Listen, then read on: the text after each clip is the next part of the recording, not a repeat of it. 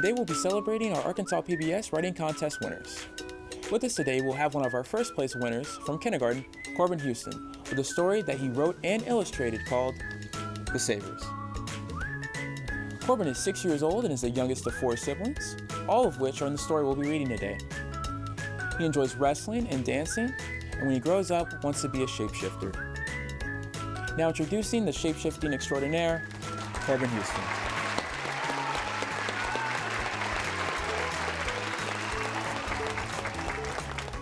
My name is Korbin. I'm 6, and I wrote this story. It is called The Savers. One stormy night, there was thunder striking everywhere. We were in a treehouse playing video games. Suddenly, a treehouse got struck by lightning, and the TV went out. The controller started to shake. There was sparks flying everywhere.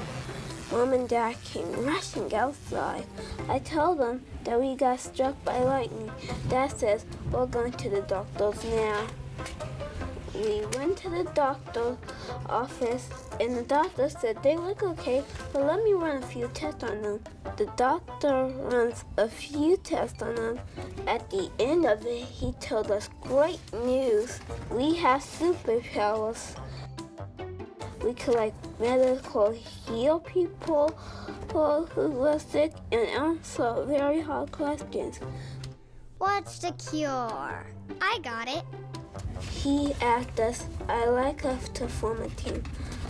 I said, why don't we be called the Savers? From now on, we save people and lives. Whenever people need us, we're always there for them.